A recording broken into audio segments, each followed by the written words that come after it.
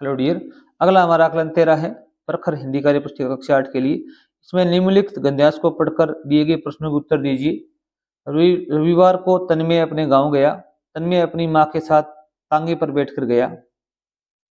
तभी आंधी आ गई, बूंदें भी गिरने लगी। तन्मय ने पहली बार आंवले के पेड़ और गेहूं के खेत देखे, क्योंकि वह बाजार में रहता था। उसने 5 ऊंट भी देखे। वहां पर एक कुआं भी था।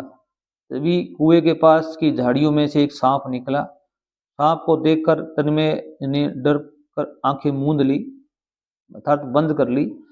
सांझ होने से पहले तन्मय अपने गांव पहुंच जाना चाहता था। इससे संबंधित कुछ प्रश्न हैं, उनको हमको हल करना है। पहला प्रश्न है, झाड़ी शब्द का बहुवचन है। इसमें झाड़ी क्या हुई? झाड़ियां।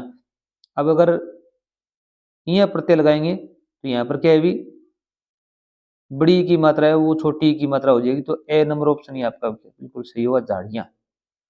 शुद्ध वर्तनी वाला शब्द लिखिए, छांटिए। इसमें क्या है? भी तमन्य, तमन्य, तन्मय। यहाँ पर ये तन्मय बिल्कुल राइट है।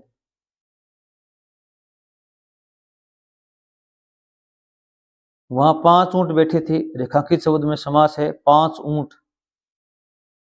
देखो भी कोई भी शब्द सुना उसमें पहले क्या भी कुछ संख्या हो, संख्या तो 5 ऊंट, 6 गाय, 2 बकरी, ठीक है, पंचमुखी, 5 मुखी, द्विमुखी, 2 मुखी। तो यहाँ पर क्या द्विगु समास होता है। कौन सा समास होता है? भी द्विगु समास होता है। अगर कोई भी शब्द होता है उसके पहले संख्यात्मक कोई वर्ण आ जाए या शब्द आ जाए तो वो द्विगु समास होगा। आगे देखो भी, तन्मय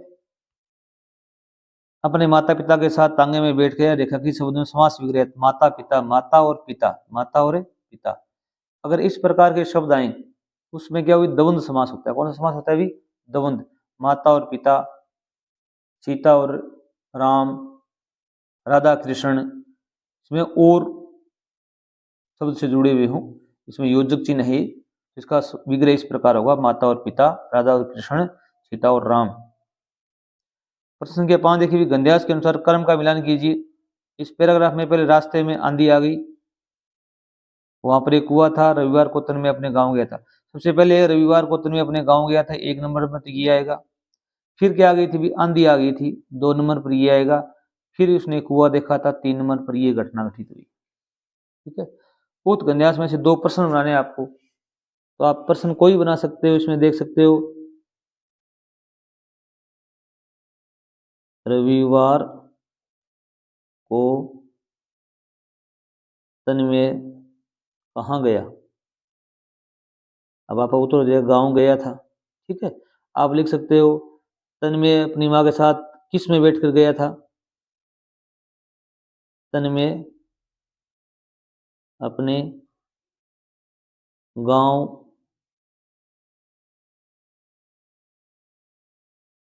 अपनी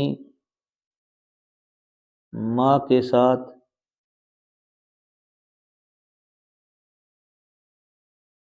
किस में बैठ कर गया था? उसमें बस उतर आएगा, गाड़ी आएगी, ट्रेन आएगी, वो आप जानते हो। तो इसमें क्या आएगा? भी तांगा आएगा। यहाँ पर प्रश्नवाची चिन्ह जरूर लगाना आप। आगे देखो भी, आपके द्वारा की गई बस या रेलगाड़ी की यात्रा का वर्णन अपने शब्दों में करना है। वो आप अपने मर्जी से कर सकते हैं, नहीं ऐसा लिख सकते हो आप। ग्रीष्मकालीन अवकाश में मैं अपने नाना के घर बस द्वारा गया। बस में बैठकर बड़ा आनंद आया। मैंने वहां पर क्या बज रहे थे? गाने बज रहे थे बस में। बहुत लोग बैठे बैठे बातें कर रहे थे। कंडक्टर टिकट के लिए आवाज लगा रहा था। क्वेश्चन नंबर 8 देखो भी, सांझ होने से पहले तन्मय अपने गांव पहुंचना चाहता था। उसके साथ आगे क्या हुआ होगा? अपने अनुभव के आधार पर लिखो भी। जैसे आप भी कभी अपने बुआ के पास, मामा के पास गए हुए, क्या घटनाएं घटित होंगी वो आपको यहाँ लिखनी है। तन्मय अपने गांव पहुंचकर अपने परिवार से मिला होगा, अपने दोस्तों से मिलकर बड़ी खुशी हुई होगी। आप भी अपने गांव जाते हैं कई दिनों से, आपको भी क्या क्या फीलिंग होती है वो आप यहाँ ले सकते हो। प्रश्न संख्या 9 है, यदि आपको लंबी दूरी की यात्रा करनी हो तो आप किन यातायात साधनों का प्रयोग करेंगे? हम लंबी दूरी की यात्रा के लिए उपलब्ध साधनों में से बस या रेलगाड़ी का प्रयोग करेंगे। बस या रेलगाड़ी का प्रयोग करेंगे। Thanks for watching.